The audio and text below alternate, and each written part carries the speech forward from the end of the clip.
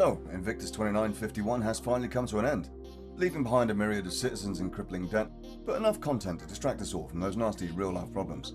Either way, if you're just looking to relive the experience, or perhaps even just wondering what it's all about, I've captured what I believe to be the highlights of this 2951 Fleet Week. I'd just like to take a moment to point out that only half of my viewers are actually subs. Shut the fuck up, you cunt! As I was saying, I guess we'll just get stuck back in. Invictus is a special in-game event that rolls around every May, with the focus being heavily weighed upon everything military. Whilst there's plenty to see in-game, there's also the opportunity to buy limited ships at set intervals on the RSI website, such as the AEGIS and everyone's wet dream, the Javelin, as well as every other ship not commonly available throughout the rest of the year. If you're watching this and thinking to yourself, fuck, I've missed it, well, don't worry. As mentioned, this event comes around every year during May.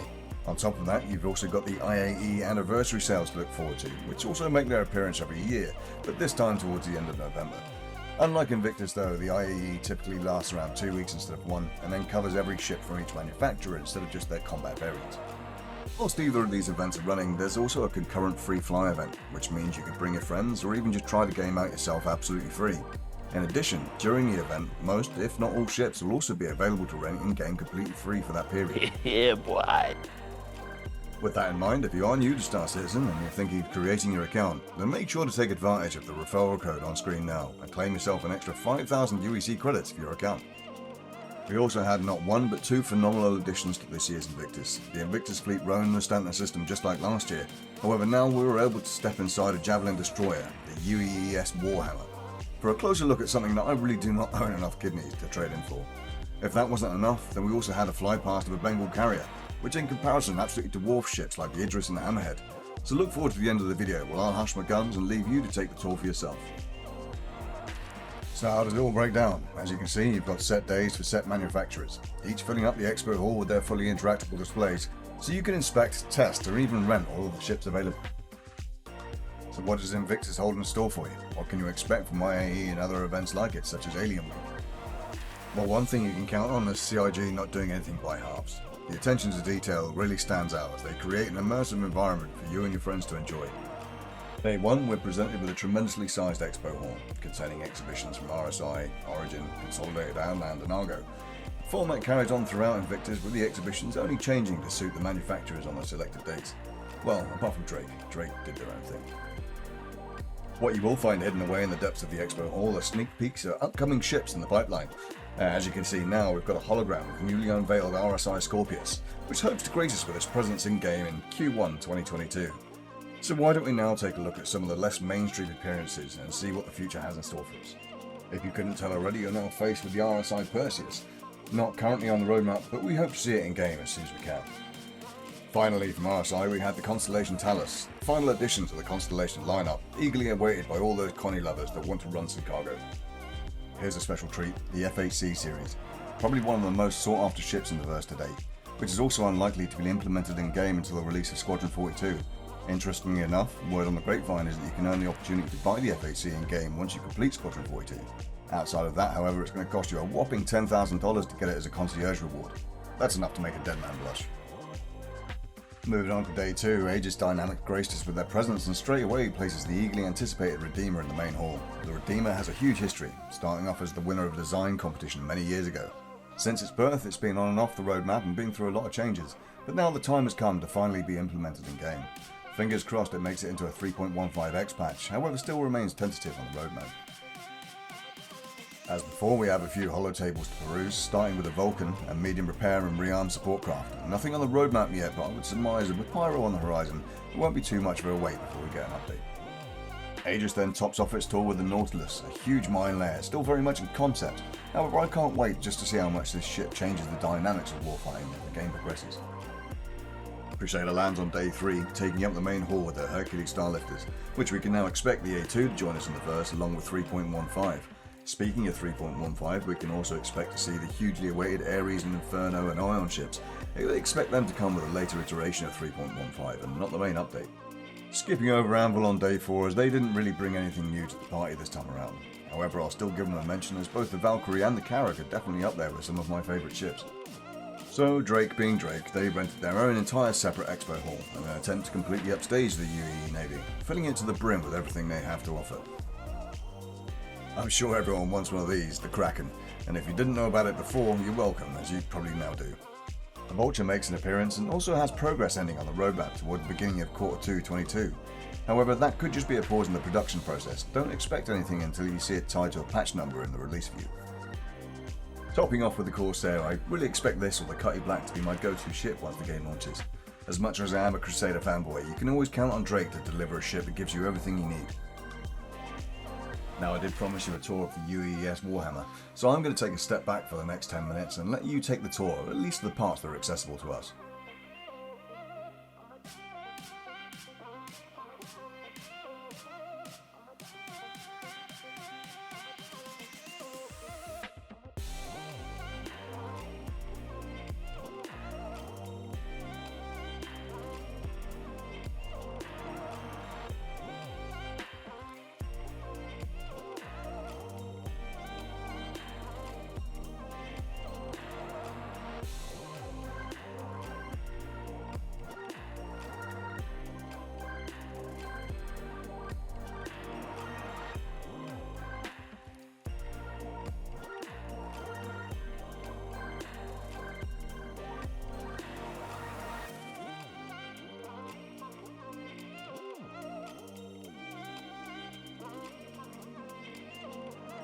Alright, let's settle down.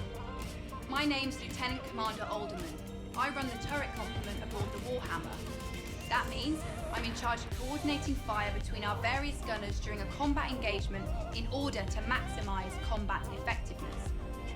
But when we aren't in combat, I strive to keep my team sharp by running through engagement drills and simulated encounters.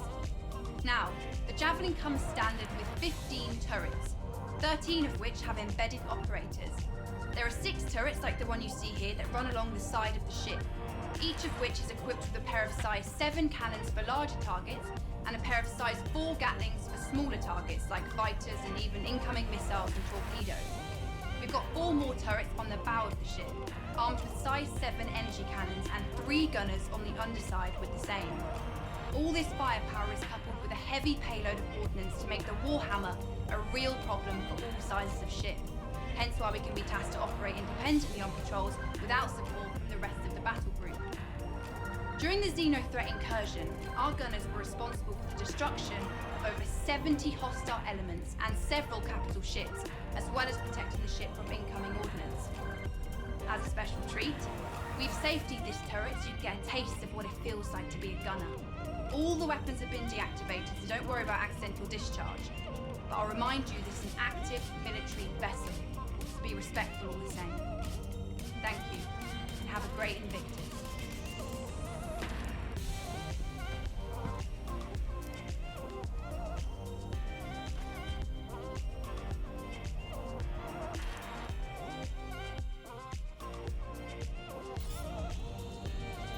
AEGIS combat system activated.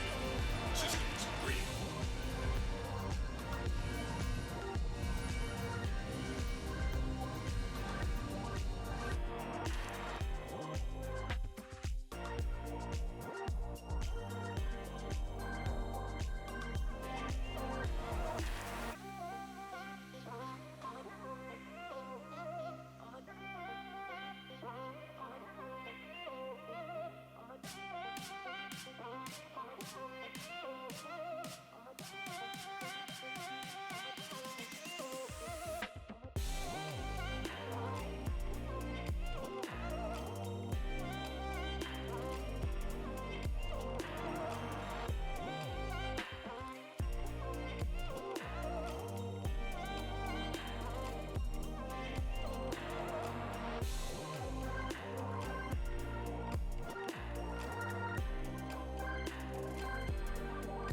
Hi folks, welcome to the Warhammer.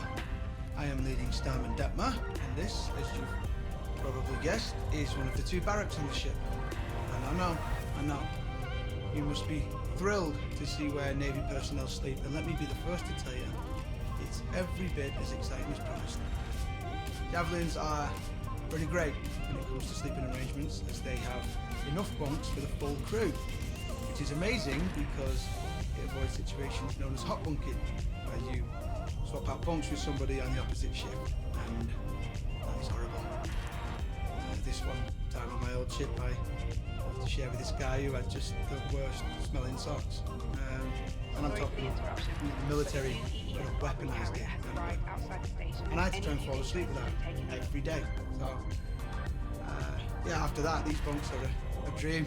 And I'm just thinking that actually I don't think my CEO would like me talking about how bad hot bunk is. So maybe just forget I said anything. Anyway, each one has special slots for personal effects and is capable of sealing you up to give you a little privacy.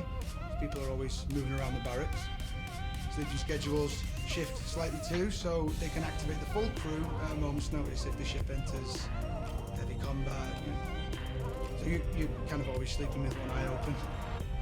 I mean, we get shorter sleep schedules if we are patrolling dangerous space, so I mean, you're already grabbing sleep when you can. And sorry, I am rambling. Otherwise, yeah, I'm not sure what to tell you. This is where we sleep. A whole lot of mystery to it. But I hope this has been enlightening. Please have a look around if you like, but don't touch anything in the bunks, as this is an active ship, and everything in here is the property of the crew. So, be cool.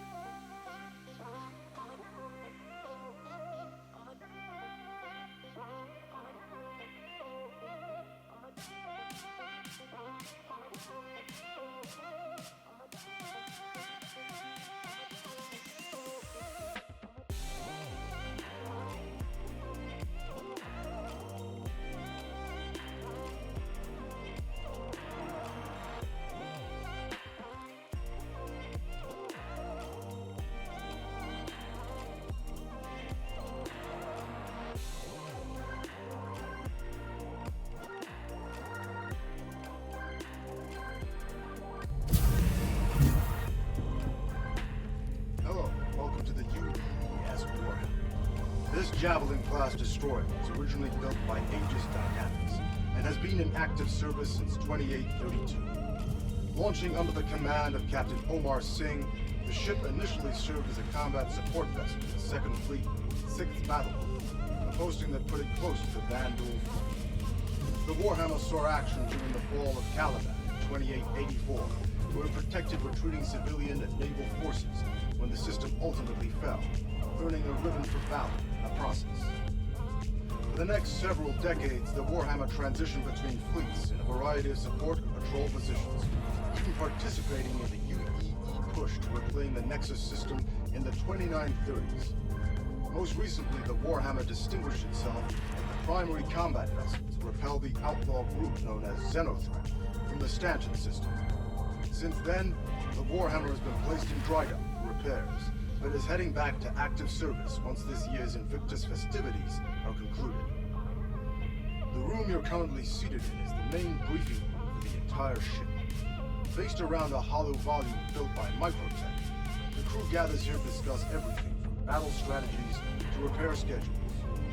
The Marine detail assigned to this ship also uses this room to plan out their boarding actions or outline combat strategies. This room has even acted as a venue for off-duty activities, such as vid screens or sporting event parties. We hope that you'll take the opportunity to explore the ship and get an up-close look at one of the vanguards aboard. On behalf of Captain Metcalf and the rest of the crew, I want to wish you a fantastic Invictus. We see you next year.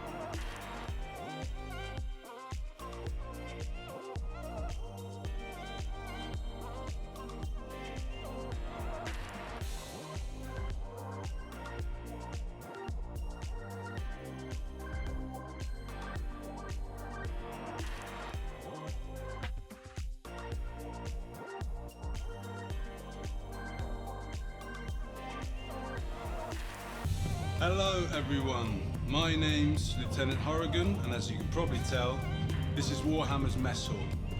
Definitely one of the more popular spaces on the ship.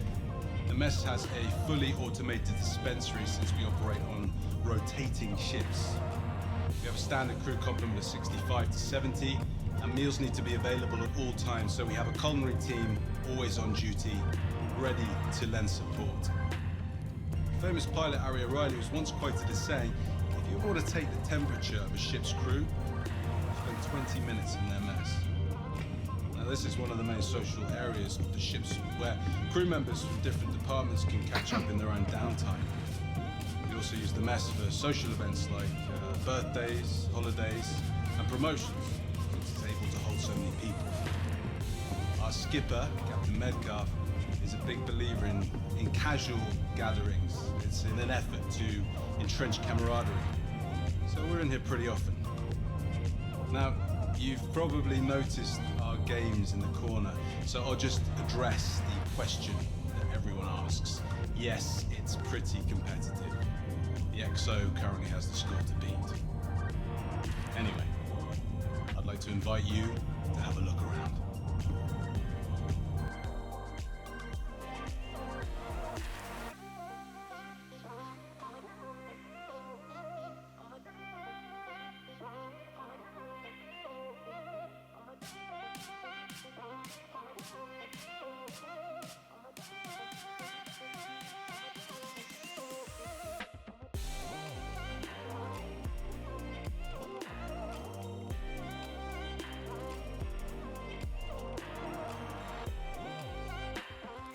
Thank you all for taking the time to watch, and I really hope you managed to get what you came for, if not even more.